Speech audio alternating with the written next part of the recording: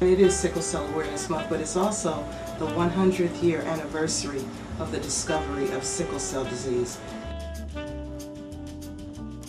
Greetings. My name is Zamoria Brandon. I'm the administrator of the Sickle Cell Disease Association of America, Philadelphia, Delaware Valley chapter. My name is Dr. Roy Gay.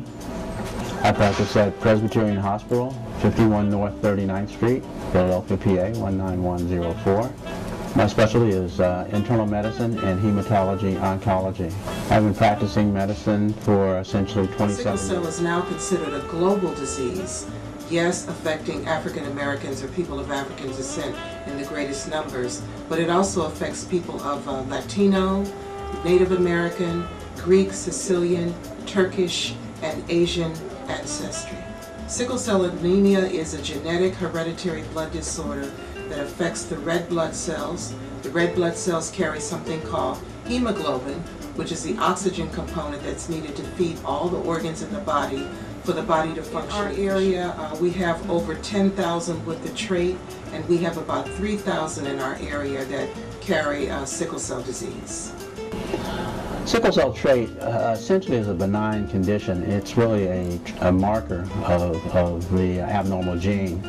But we have been finding recently that there are people who are having complaints of problems with sickle cell trait, such as blood in their urine, some visual problems, some lung problems, and some bone disease. Newspaper article published in the Philadelphia Inquirer 2 Sundays ago, where a young journalist from Johns Hopkins did a summary on the effect of the sickle cell trait on the athlete, period, because there were recently several athletes who've died during training, and they found out that they all had in common the sickle cell trait.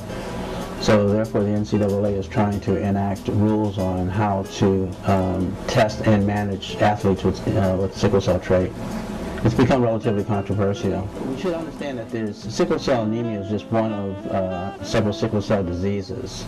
There are 4 sickle cell diseases. Sickle cell anemia is considered the most severe form. So the life expectancy of a person with sickle cell anemia for a woman is 48 years and for a man is 42 years.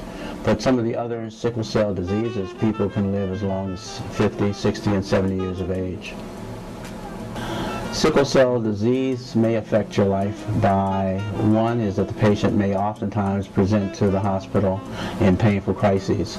So patients may be hospitalized anywhere from 1 to 10 times per year. And that does affect the person's ability to deal with their families, raise children, work, etc. It's a daily struggle. Most times people are affected by the pain that they have to deal with, and taking narcotic medication at home, trying to hold on to a job, trying to be a good student in school, and then oftentimes having to go into the emergency room to deal with the issues related to relieving the pain, but also what happens when they go in the emergency room in terms of how they're perceived, because they are in need of narcotics to relieve the pain. So sometimes they're labeled as drug seeking. So that's a very, very serious issue, not only in this area but across the country, in terms of the awareness that's needed for the doctors in the ER or residents to understand that they're not there seeking drugs, they're seeking pain relief. Yes, sickle cell disease can be prevented through genetic testing and counseling, and eventually that the people with sickle cell trait should not have relationships with other people with sickle cell disease or sickle cell trait.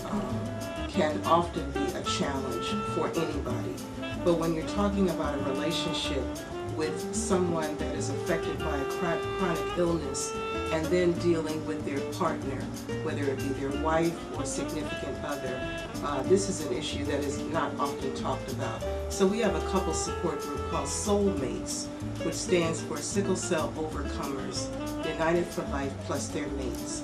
And in that group we talk about the importance of being a caregiver, understanding what the medical needs are of your partner, but also how to deal with issues that may impact that person that has the disease. They could be depressed. Their attitude may not be politically correct, and how do you deal with that? How do you navigate that process? And we talk about, looking at that person and saying, putting yourself in that place, what would you feel like? And understanding that it's not personal, but it's just how they're feeling that day and being able to rise above that. And then also about the self-care of someone that is a caregiver, that you can't put all of your time and effort into just that person. You have to be able to balance life for yourself. So doing other things that can allow you to have some me time in that relationship. Well, exciting times now because sickle cell diseases now are being treated by bone marrow transplantation or stem cell transplantation. So there are patients who have been cured in the pediatric age group, and there are a few adults are now being cured with the disease. The National Institute of Health published a study recently where 9 out of 10 people underwent bone marrow transplantations, and they were cured of their disease. So this is an exciting time in the area of sickle cell disease.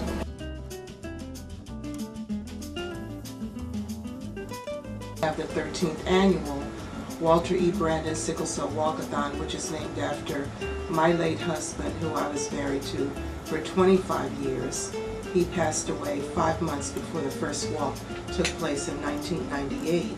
So the Walkathon is named after him. So it's the 13th annual Walter E. Brandon Sickle Cell Walkathon, which will be in Fairmount Park at Belmont Avenue and North Concourse Drive, across from the new Please Touch Museum.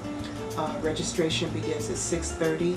The morning ceremony begins at 7:30, and the 5K walk, which is 3.1 miles, kicks off at 8:30 a.m. Registration is free for those with the disease and for children 12 and under. For all others, it's $25. That includes a t-shirt.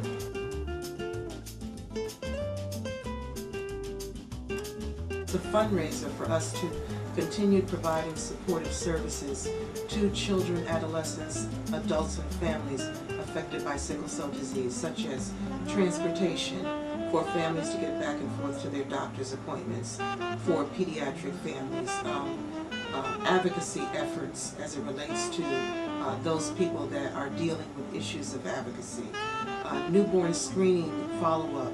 We do genetic counseling for families that receive a letter that state that their baby may have sickle cell trait. What does that mean? And the need to contact their doctor for confirmatory testing.